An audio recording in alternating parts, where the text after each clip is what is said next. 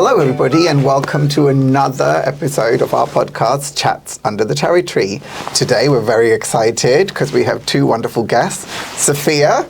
Hello. And returning back again. Guest, yes, Red. Red, I'm going to start with you. Yes. Explain what we're here to talk about. So we are here recording the audiobook for Tangerine Sparkle, which is one of the retellings of my fairy tales. Mm-hmm. It is the retelling of Rapunzel, but it's Rapunzel with a twist. Oh, and how does Safiyya fit into all of this? Safiyya fits in because she inspired this story. Yay! Safiyya and her beautiful daughter Azalea. So I followed both of your stories, and I think I write about heroes a lot. And I think you probably are my hero because the way you dealt with your situation, the way you handled things with such elegance and grace was just so inspiring for me. And at the time I was writing 10 different fairy tales, and I was thinking to myself, I wonder what children in hospitals who've lost their hair for whatever reason think when they're looking at Disney princesses. Yeah. They must think, I don't look like them. It's a modern-day princess story. A modern-day princess story. And I thought, I'm going to make a princess that those children who have lost their hair for whatever reason can look at and be like, I'm like her. Yes. That's what I wanted to do. And I wanted her to have the power, grace and elegance of this amazing lady here. No. Yes, true. So that's what Tangerine Sparkle is. It's the retelling of Rapunzel, but in a different way. And Safiyya, what's your story? How did you get involved? So I just believe that it's first and foremost, hello. Thank you so much for having me on here today. I'm really excited. It's been a really, really special time meeting both of you guys, and for me just hearing that of your love and your compassion towards not just myself and Azalea and our journey, but to all these other children that are out there that are still continuously fighting, and to give them time and give them space to show that we're all thinking of them. It's just a really beautiful thing that you can do, and to make them feel included and not like they don't fit in somewhere is always really important in my daily movement that I try and make with, the Azalea Foundation and everything that we do. So to be asked to narrate this book has been really meaningful to me, that you have chose me to do that, because to have so many people out there and so many children suffering, and they do get to that point where they feel like they don't look like their friends anymore. Absolutely. And to know that there is a book out there that makes them feel special and them feel seen is just really beautiful, Red. So you've done fantastic, and it's a pleasure to be a part of it. Thank you so much. But also,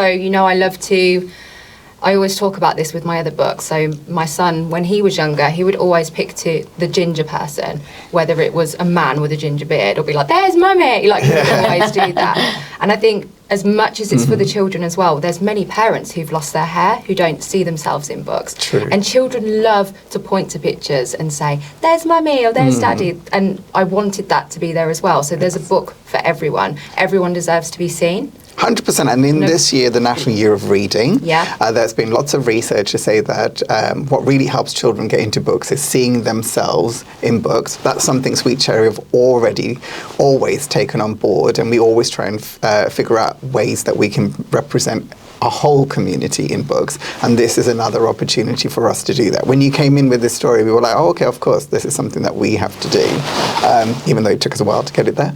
But, I think, with all of the other... We enjoy a bit of pushback. We enjoy a bit of I think that gives you the fight, though, and I think it's beautiful, because I believe that even through the line of work that I do on a daily basis, there's so many knockbacks.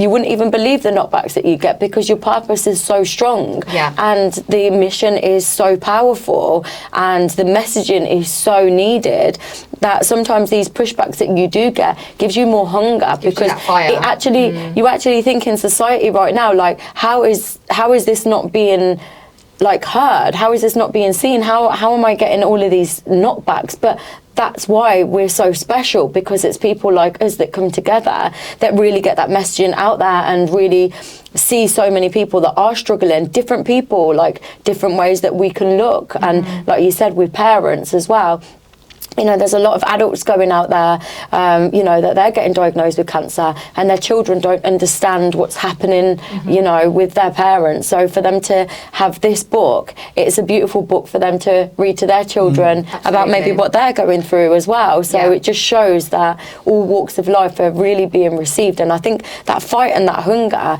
and I find it more powerful. It frustrates me that we get knockbacks, especially when we're in such a passionate area of making change for the younger generation. That's our future that's there, that's going to be standing up, you know, that's going to be representing. And if we don't fight for them, then it's not going to give them that visibility. So it's perfect. Beautifully articulated, exactly. Impressively so. It was exactly why. But it's a tool, which I love. And then also I think it's really nice because it's inspirational and children could decide to do with it whatever they want. Like, I like the fact that you could read it and think, oh, I'm going to do that, or I might ask more questions about that. And that's kind of what we want. It's that opening to a conversation, and like you said, to make it easy for parents as a gateway, just to say, oh, this is what's happening, let's read a story. Absolutely. A little bit of the fear, I think. Yes. And I tell you what's amazing is the fact that this can spark conversation. Going through a journey of cancer, there's a lot of people that can't talk about it openly, and it could be a way of, you know, just speaking it out gently. And it's like gentle parenting as well, of being able to like include something. And it's really triggering for a lot of people to have that conversation, because cancer is a really, really scary journey to go on. And I think that when you can include it in really, I use very, very gentle language in how I'm talking wherever I go. And I think that the fact that that can spark that conversation, it can, like, children's minds are very broad, so they ask the questions that, you know, that they don't know. They do it with innocence. So the fact then that gives that parent comfort to be able to have that conversation is just a really beautiful space for this book. Children like a blank page, and I love that about them. They're really open and receptive to anything. That's why I love going into schools, because, you know, I look like this and I walk in and they're like, who are you? Fabulous. And I say, I'm Sanjee, because they've never met a Sanjee. They think this is what Sanjee looks like. They don't think outside of that. And when we play and stuff, they go, how old are you? Because they're slightly suspicious, because they're like, you're like literally on the floor playing with us, what's going on? And I always pick an age 1 year above whatever the child is. So it might be 7, 6, whatever. And I love the fact that 9 times out of 10 they're like, okay, they believe that. That's how old I am, because I've told them that, and it's so cute. And then they're like, fine, I can play. Occasionally you get one child that would say, no, you're not. You're not 8 years old. Exactly. You've got a beard.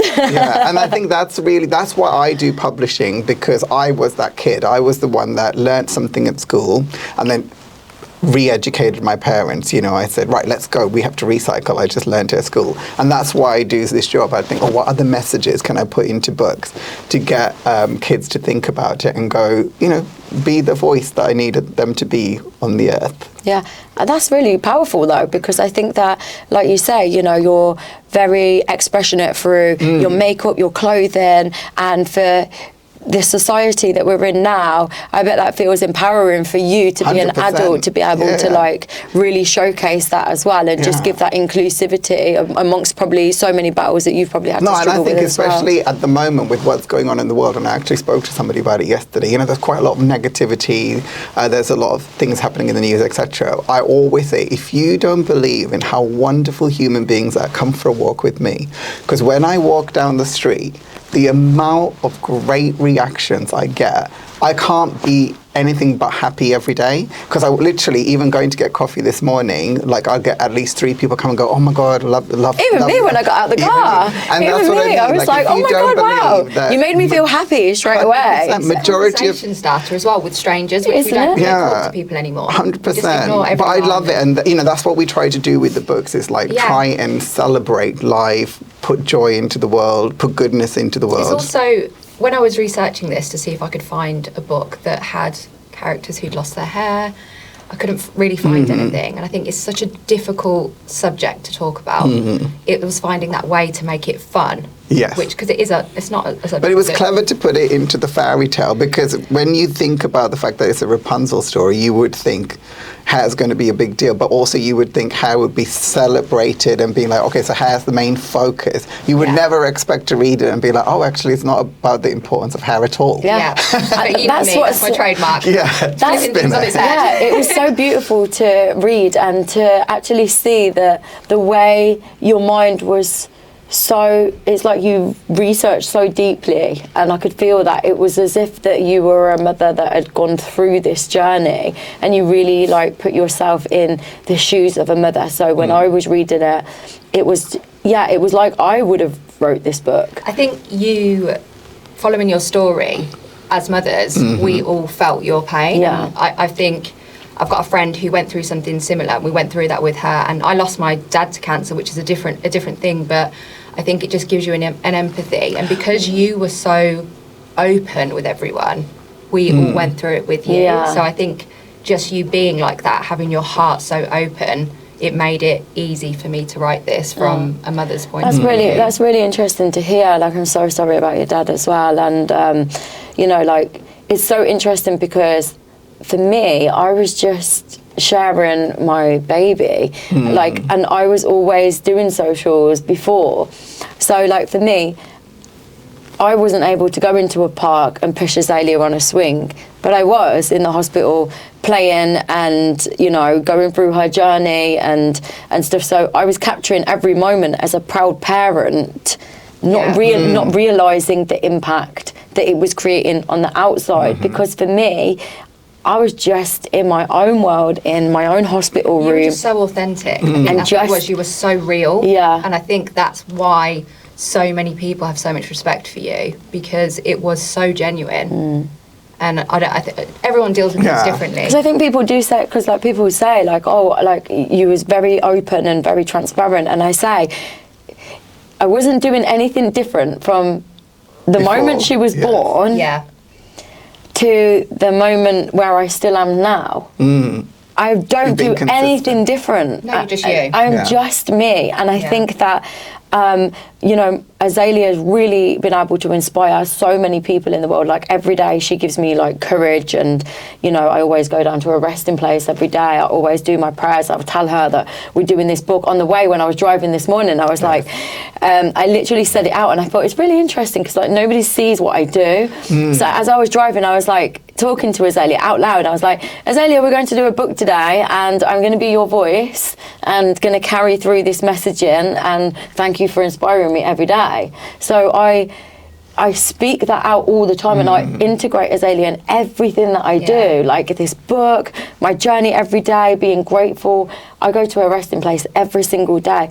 I look around me. There is all of these people around, and I think they don't get to live another day. They don't get to have today. And I'm feeling sad in myself, or I'm feeling, you know, like I need to do more and I need to do more. And it's like, when I go there and look every day and realise that these people don't have that opportunity, and neither does my daughter have this opportunity, doing things like this gives me purpose. And I think when you can find your purpose as an individual, it really does allow you to shine that light, and it's just a privilege to be able to do things like this, because that's what gets me up every day. It gets me motivated. It gets me. But that's what's so inspiring. I don't think everyone would think like that. And I think you inspire a lot of people. But to also so for you, I have to tell you, I'm so glad you said what you said, because that's not the first time I've heard those words. Lots of parents have told me I felt like my children wrote this book for me, or this book represents what I would like to say to my children. And I think I've shared with you before on one of your other books where that has been said. It's something that you've got in you. It's definitely something we see as publishers. It's a magic. Yeah, like it is magic. It's something, and that's kind of reaction we want to get from, you know, our readers. And you're able to do that. You're able to do that through pages. They've never met you. They don't know who you are, but they'll read and they'll have an emotional reaction. I've had people cry over your books, and I just think, oh my God, that's so amazing that you're able to do that, and we mustn't undervalue or underplay that. It's a gift. Amazing. It is a gift. It is a gift, and I think that when you read books, you really like try. you think that that person's gone through it. Like I was saying, it was like as if you had gone through that. So for you to pick up my journey and really position yourself into that place and like be very, very mindful, because there's a lot of people out there that don't understand language is such a delicacy for us as parents. And to read through this whole book and you position yourself in a place of understanding for parents, children, the journey and how scary it can be is really, really special. And I knew that as soon as like this opportunity came for me, I get a lot of, and I'm really thankful to be in a position where I get given a lot of opportunities to go and do so much greatness in this world, but there's only one me and I can only stretch so far. Absolutely. But when I know something, I've always wanted to do a children's book, whether that was me writing one or being the narrator of one. I've always wanted to do it. It's been a passion of mine. It's on my to-do list. So to know that this has been so impactful, and I know it's going to be very, very impactful, and I know as soon as my energy feels something, I'm like, this is it. This is the book, and it's magic. And I'm just, I feel kind of like disappointed in a way that I didn't write this book. I do. Like, and it's crazy because I wanted to have an opportunity, and that's why I've kind of spaced out my time, because I've already written a best-selling book, Loving and Losing You, Azalea, and you know that became a bestseller. But for me, that was from my soul of pouring it out, and it was therapy for me. And I always wanted to do a book for the children to really position myself in there, but the fact we can make that happen. Absolutely. The fact that you've been able to do this, and I think that's why I've kind of said no along the way to these opportunities that have arose with me, because I've wanted to do that from my own soul. That's another like on my to-do list that I really want to achieve. You know, I'm on a journey at the moment where I needed to get myself in a space where I'm able to do that. And the fact that, and that's why it was a hesitant thing for me. It felt good and it felt right, but I'm like, I wanted to do that, but the way that you have articulated every page, it's not about in this world. For me, it's not about that I did it, it's the fact that we've done it and we've collaborated. And I believe, collaboration is such a powerful thing. And there's so much out there where you're like, no, I want to do that because it's my goal. Yeah. And I just took myself back a minute and I thought, you know what, that's somebody else's goal as well. And we can reach goals together in this world and we can collaborate together. I think the most important thing with this book is getting it into the hands of those children and those parents. Like that's the goal with this book. I mean, I've got many books. Yes, you do. Yeah, you do, and they're so amazing. I've just been obsessing over your other books as well, and they are so powerful. And it's just a really beautiful to like meet somebody that writes with like a beautiful passion, a kind heart, and a good soul to like welcome everybody's paths in life. Yeah, and you do really it so beautifully. And then we're just so grateful for you to actually read this book, because it's just the icing on the cake for the whole journey. No, I feel like you were on the top of the wish list. You were the only one on the list. I was badgering him. Like other people we've been fluid about, but I was like, no, it has to be her. No, I feel really, really honoured to be in a position to be able to read this as well, and you know, like to come together and to work together and to be working together like as a team. I think it's powerful. I love being amongst a team, and I feel like I feel energy, and it's like I hadn't even like met you guys in person, but I felt the energy and you know like the due diligence of what I did, and I just thought, yeah, do you know what, this is going to be powerful. So do you find yourself quite alone a lot of the time with what you do? Because I don't know how social media works. Yeah. Is it like quite just? It's very lonely. It's very lonely. I think a lot of people feel like they'll see followers and they see numbers behind a screen, but every day I ride solo. I'm out here. I enjoy it now though. At the start I didn't really enjoy it, and becoming solo just,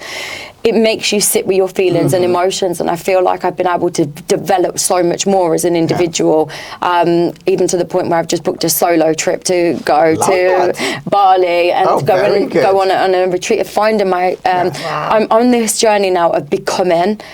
It's not finding myself, because I feel like I've found my soul, my purpose, and my space of what I need to, my boundaries, all of these expectations. I have none of nobody, just of myself, and I feel like I've now really got to know the woman because of my daughter and my journey that's enabled me to get to this position. And now I feel like I'm on the becoming of myself, and I feel like I've been standing still and fragment for the last few months, and I don't know what it was inside me. But I'm at that point now where I'm like, okay, I'm becoming now, and I'm ready to go back out into the world and receive whatever all that work that I've done, being solo, being isolated, sitting in them dark times and them moments of grief, depression, anxiety, PTSD, going back out there into the world. It's now come to that point where I'm like, I've learned all of that by myself. I haven't read anything and done anything out of my comfort zone of where I've needed to feel safe. I've got comfortable with being uncomfortable. I've gone on a journey with, having therapy for years, going to the gym. I now move through anxiety. I had like a click button the other day that said, in my head, I'm like, I'm so addicted to the gym. Yes. And then I'm like, I need to go on my rest day. It was only last week. It was my rest day, and I needed to go to the gym. And I thought, I'm full of anxiety today. Yes. I need to move through anxiety. Yes. And that's when the moment clicked for me, that I have to move through anxiety. And like for me, I don't rely on like any medications, drink, smoke, all of these kind of things. And I never say that my journey is right for me, and everybody does what they need to do for them. But for me, I just feel like becoming and having a purpose and having a vision. I know there's greatness out there for me. I'm thinking, if this is what I've done and achieved, through my purpose, I didn't want to live another day. So for me, I just felt as if like I needed my purpose, and doing things like this really allows me to like radiate my purpose. And now I feel like I've been solo for so long. I've been by myself for so long, and like really trying to fix myself every single day of repairing what I need to do to move in the world forward, that I'm now on this journey of becoming. I'm now ready to like welcome life again, because purpose for me has been everything, and years of just dedicating. This is what's great about you. You get to share this, but hopefully it will help somebody else, because there are people who are struggling, and it's really good to hear that movement is something with Movement's magic. That's what I feel like. Which is magic for you. Yeah. And also it's that thing where we know lots of people in various parts of our lives that have come to what they think is the end. And they think, we can't move forward from this point. Like, how are they going to move forward? And this is where you present yourself as a bit of an inspiration, because they'll go, okay, look, if somebody else has done it, there's a possibility for them to do it. Does that make sense? Yeah. So this is why everything you do is so, so important. I know it's putting yourself out there. Not everyone has the enjoyed to courage. put myself out there though, because I ended up looking for somebody that now I've become that somebody for everybody else. And I noticed that a lot. I was scrolling through socials, just doom scrolling, and there was nobody like me. There was nobody that I could relate to that was going on that journey for me, and I felt so alone. And I was trying to figure it all out. I was making mistakes, then doing things and trying to get back up again, and I was like, I didn't have no direction of anybody to look at. Of course there is hundreds of mothers, thousands of mothers out there that have lost their children, but they haven't gone on a journey where they then present themselves to so openly. And I understand why they don't though as well. For me, becoming the person I was really looking for. Yes, which is amazing. So you were your own inspiration. In the end, I always look at my daughter's my hero. She literally gets me through every single day, and I carry her in every movement that I make. And I always say that anybody that's going on a journey or has lost anybody, there was somebody the other day on my TikTok live actually, and it was her brother's birthday, and no, it was her birthday, and she'd just lost her brother. So I said she didn't want to go out, she didn't want to do anything, and I said to her, do you know what, why don't you take today, because she was sitting in the house, she was really like grieving. I said, do you know what I do on days like this? I'll go and do something that I think Azalea would love to do, or her favourite food. Sometimes I'll buy rusks. Because my daughter loved rusks. I'll go and buy some rusks and I'll eat the rusk, because I'm like, I'm feeling really sad in my grief today. I'm going to eat something. So I said, do you know what? It's your birthday today. Go out, go and get your favourite dessert, your brother's favourite dessert. And even if you just have to get out for like 5 minutes to go and get this dessert, or Uber it in, sit there and eat that dessert and just feel one with your... Celebrate that person. Yeah, you celebrate your special day of your birthday and celebrate it with your brother. And sometimes it's in moments that we don't realise that are really making great impact. It's like flipping it around, and you were doing that when you visited your daughter's resting place, where you look at all of the other people and go, well, actually, I've got the gift of being able to be here and continue on the day, and that really resonates. I shout when I go in there. I go into the resting place. I call it her garden because, again, language, again, like how you've done here in the book, is so important. And I drive through her garden and I see everybody's gardens that are there, and I put the window down and I shout, "Good morning, everybody," because I go through, because I'm like, I represent so many, and next to my daughter's resting place is all of the other children's resting places, and then like where Azalea is, she's amongst the adults as well, because but I'm like next to all of the other children, so like I open my boot every day, and then I've got like a leaf blower, and I clean all of her resting space, and I will look over to the children's gardens and I say, "Morning, kids." I'm like, "Are you all being good?" And then like next to Azalea's resting place, there was a teacher that passed away, and I'm like, "Are you all in class?" And I just speak out loud into this space of wherever I go. And honestly, if I had a camera that followed me around, they would think I'm absolutely cuckoo, but I'm such a magnet of energy that I'm like, I know souls. There's souls everywhere amongst her garden. And I think it's just a really beautiful place of how I see after we pass. I now realise that, like, you know, there's pregnancy, you're an inch away from earth. You're preparing as a mother or a father of, you know, getting the cot ready, getting this, getting that, preparation, hospital bags. And this baby that's in here don't realise what they're coming into. And I believe it's the aftermath. Like now my daughter is there waiting. And she's preparing, and she's like, "Mum, you've got to do good down here on this earth. You've got to serve my purpose. You've got to be the light for people." And I believe her and God watching me, and that for me, I live every day with a clean heart and a good soul, because I know that is greater in this world than we live. So I just believe, even for you and the greatness that you're doing here, I just believe that God gives us all purposes. You know, the magic that you create. It's like we have to collaborate together and bring all of that energy together to really help other people out there that are suffering. So unlike Safiyya's alone journey, I think, talk about your writing journey. How does that work? Is that alone, or is that a collaborative? I've got my cats. massive. I've not quite got there with the cat woman yet. I'm definitely there. I think I'm a bit older than you, so you've got a few years. Yeah, probably two. So yeah, I'm alone with my cats a lot, and I've definitely become more introverted because I'm used to being on my own. So when I'm around lots of people, like yesterday was World Book Day and we went into schools, I definitely need a little bit of quiet time, like when I'm driving home or something like that. Because I'm just used to being on my own, but I also find it really inspiring. It's time to think. And is that how the writing works? Do you do it all alone and then you submit, or is... Yeah, and I write at any time of day, so it could be 2 a.m. When that idea comes to me, no one can talk to me. The only person who's allowed me is near me is Wolfie, my cat. And I just need to get that story out as fast as possible, because you know how my brain works. I've just constantly got stories going. Like I've thought of about 10 already just from you talking. Oh, really? Yeah, I've literally just been like, right, I've got... But... So how do you bring it down? Because we have a lot of people who are aspiring authors who write to us all the time, and I have to constantly say no, it's a terrible thing to do. But how do you bring that idea into something that's commercial and something that someone can publish, like you've done in so many of your books? Because you do have 1,001 ideas, but how do you bring it back? I think I've said this before, I don't know if I said this on the last podcast, but when you're a parent and you have to read to your children all the time, it's not like what people make it out to be. It's not like, yes, I'm going to read every night. Yes, there are points of that, but there are times when you really need to cook the dinner, you need to wash your hair, you need to do all of this stuff. You've got responsibilities. You've got responsibilities, and you actually are just running up the stairs to get the shortest book because you haven't got time.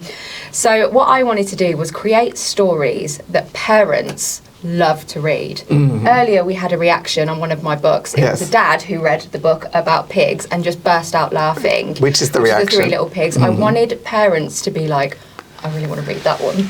That's what I wanted. So I remember a story you shared with me before she was like, what I want to do is to write the kind of books where a mum or a dad would walk down the stairs after reading to their child and say to the partner, have you seen that book? Oh my God, you need to read that book next time.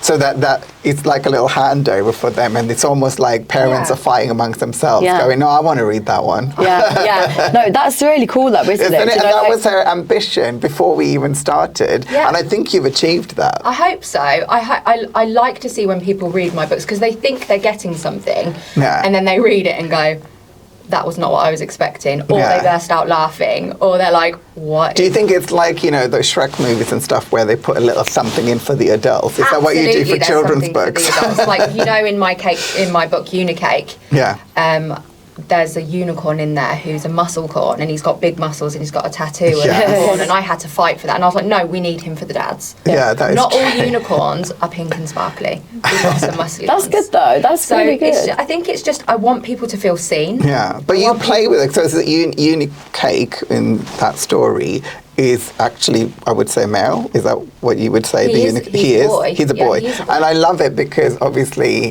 he's a boy who's super flamboyant.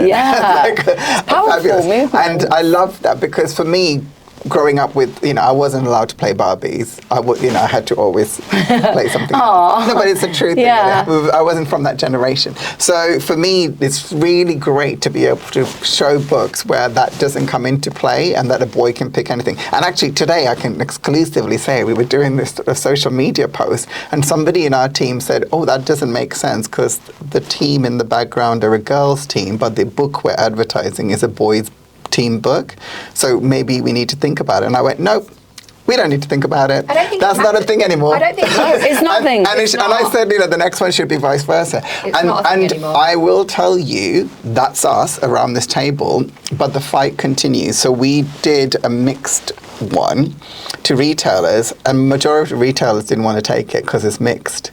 And we said, no, we're not going to make it not mixed. And we stood firm. So it is that thing of, like you said, you're always going to get pushback in everything you do, but you do have to stand firm because change won't come if you kind of put down your standards for a minute. Does it's that make like what you said earlier. Like the two books that I got pushback on were, for me, the most important. For you, And when people were saying no, I was thinking they're saying no because there's a reason, because there's nothing else like it in the market, so we should be doubling down and we should be doing this. And if one person, one child or one parent reads this book and feels seen, then we've done our job. But do you think all the no's are just risk averse? What do you think the no's are? Like I don't know. I don't know, because I've had different. I mean, you've seen feedback with this book. I've had people say different things.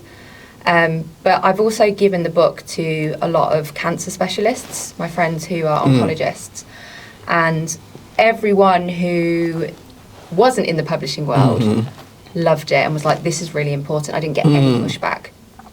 But that's why I think we need to bring the industry with us, which is what we do at Sweet Cherry. We like literally break down barriers. We're the only publisher to publish special educational needs. I love that. Like we are always doing it. So for us, it's an easy thing to do. But I actually get the privilege of sitting around these spaces with all of the major publishers that you can think of. And one of my things is I just think, why don't you do this? Because it's super easy. But I realize why they can't, because they have a huge machine to run behind them and they have to get so many yeses from so many people. That's why it's like crazy. Whereas I'm so fortunate that it's just me and then my boss who's just as wonderful and will say, no, just do what you need to do. We are lucky. You're very brave. That's really good though, and it's really interesting to like sit and listen to this conversation like between you both, because you don't know as a consumer that these are the battles that you have to go through. Down to everything, even that social media post, to like the covers of the books. You know, there's so many fights that we've had to have along the way. I understand the reason why there's like legislations in place for safety of people's feelings and things like that, but I think at the same time, when it's a book, surely you would pick that book up knowing that that is the kind of book I want to have. Yeah. And like you feel like you want to be seen as an individual. Yes. It's crazy. Well, the good news is, even though we've had loads of alerts about certain things, like, oh, be careful about talking about this.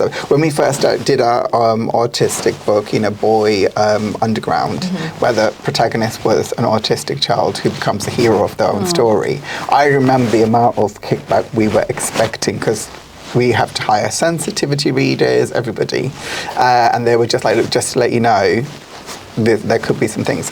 Absolutely nothing happened. Everybody loved it. In fact, they're going to make it into a Netflix movie. Wow. So do you know what I mean? Like, it's crazy how I things love that. happen And that, do you know what? It's just like reassuring again, isn't it? Of being individual and being different and having this mind where it can really broaden.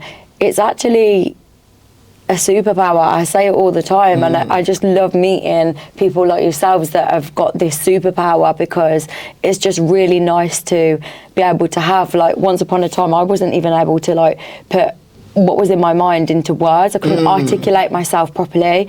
The only thing that I articulated was my book, because that was my feelings and emotions of getting it all out. And how did you find writing that? Did you actually? I had a ghostwriter. Yeah, I was going to say, did you like sit? Because that's a lot to go through. It's a long book. 390 pages. And how did you work with the ghostwriter? Because we've never spoken on the podcast about how that process works. That was really incredible for me. Like, I feel like it was just a phenomenal space to be able to, and I read that book over probably 8-9 times. Even my ghostwriter said, I don't think I've ever had anybody, and I said, you know what it is? She was saying, I don't think I've had anybody read over their book as many times as you have, word for word, feeling for feeling, because I wanted you to feel and get the right. Of course. Like, so first of all, did you get to choose your ghostwriter? Did they give you like? Yeah, they gave me an option of like 8 people. I didn't know about. I didn't want to know the previous of like which celebrities that I'd worked with or anything like that. I just wanted to feel a connection. Perfect. And did you interview them? I interviewed, each one. This is it. I love to find all this stuff out, how it works in the book. And then you decided who your ghostwriter was. So did you then verbally share your story over coffee, or? Yeah, so she came to see me. She spent every single moment with me. We literally did it in person together, because I wanted her to feel my energy. I wanted her to feel that feeling. And I think, yes, you can do it over Zoom. Yes, you can do it over there. But no, we sat there in a coffee shop for hours. She was writing, she had a dictaphone, and really, really felt that feeling. Then she put something together, and then I'd read over it, and I'd be like, smashed it.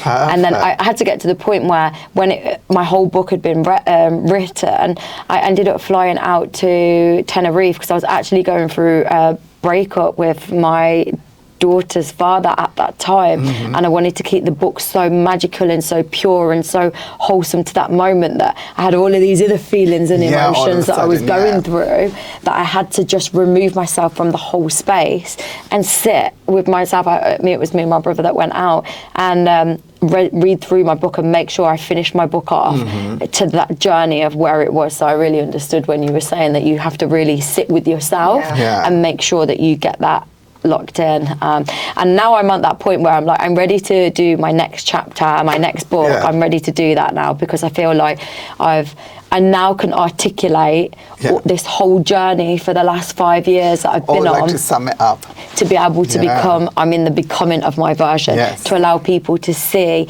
that, yes, every day is going to look repetitive. Yes, it's going to look like routine. Yes, you're going to sit on the sofa. You're going to be depressed. You're going to end up ordering takeouts. You're going to end up gaining weight and not feeling like a version of yourself, and I put on a lot of weight, and, I was in the public eye and getting scrutinised about weight that I'd put on after losing my daughter. So I've got such a powerful journey that I really want to, put into my next book, that it will help people see that, you know what, she's not only gone through that, I'm now in the public eye and I'm getting scrutinised, having to learn how to work again, get to every job, go to the foundation, do all of it, build a foundation to, we've donated over 1.1 million into childhood cancer now, and we are...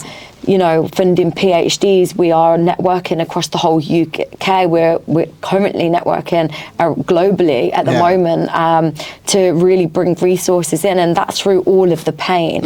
And I just want to, people might not be ready to do a foundation or want to do a foundation. Not everybody needs to, but it's just then on the becoming of getting out of bed in the morning, drinking water, putting the shower on, making your bed, creating organisation and creating your space in a place of just being able to create mental clarity and just them small steps that people think, what is it that you do? Yeah. I do the same every day. I love that. One of the things I wanted to say is working with you the short time I have worked with you, as in we've been communicating, and today's the first time we met. I've always had this feeling you're always steering the ship. Yeah. Is this correct? Yeah, absolutely. Because even though you have other people, I've always felt like, it's actually you that's behind it all. Yeah. And I wonder, how do you keep that in control? Especially, I think you're similar, both of you, and I try to be the same. How do you make sure that everything's going where you want it to go, and it's not, It is not veering off anywhere else. Exactly. I think, do you know what it is? I've got a phenomenal team around me. I have my agents that look after all of my work and my schedule and my diary, and I've been with them for years and years now. They're a phenomenal team that I have. I trust in them, and it's about having the right people in the right team that you trust in. I work with an agency that is got a very, very empowering women behind that, and they're women that have just wanted to nurture and hold me and see me do wow, and get me back on my feet, and then want to champion me. So every step of the way with my team has just been amazing. It's selecting the right people and having the right people around you. And I always learn as I'm going along. So my team, even my CEO from the Azalea Foundation and our social media manager, they really, really sit, and I'm very clear about being authentic. If stuff doesn't look good, it's okay. It doesn't look good. We're not perfect. Yeah. And I want to make sure that the ship that I'm steering is in the right direction, because I'm at the front line. I'm the front face of it all, and I get presented so many amazing opportunities. I now know how to break somebody down within 4 minutes of talking to them, to understand what your goal is, your mission is, what your purpose is, and whether I want to surround my energy with you. And and I think that's aligned. Yeah, it's really important, and that's all that solo work. So then when you go back out there and you're in that world, you can just go scan, and you're like, okay, I know I'm around the right person. I don't want to make them same mistakes as what I've made before, and it's growing, and I feel like I've grown in this whole journey that I now know my mission is to help children fight against childhood cancer, to help them parents. That is my first mission of, continuing my daughter's legacy. And then my work comes always secondary to my foundation. And making sure that I align myself, even with you guys and the book, and making sure that I position myself in every aspect of my life that is going to make a difference for other people's lives. Perfect. And I love helping people. It's a life of service. It is. Love that. Salute. Yeah. Very good. Thank you both for coming to see us and giving us your time. It was really good meeting you. Thank you so much for sharing your story. Thank you for having me. No problem. And thank you for allowing me to be the narrator of your special book. It was only you. It was you from day one. I fought hard for you, and I got my way. Yeah, thank you for being receptive to the idea. Oh, absolutely. It's very difficult. And you've just all got this magic, and I just hope that we can sprinkle it along the way. It's going well. This is absolutely. I believe so. It will be available in Arabic. We've got it's going to be available. Yes, it's true. If anyone speaks Arabic, you'll be able to read this book. I love that. And for you guys that are watching this, it's time to buy your books, because this one is powerful. So make sure you get it. Thank you. That's a really good place to sign off. That's been another Chaps Under the Cherry Tree, and we'll see you next time. Yay! Yay!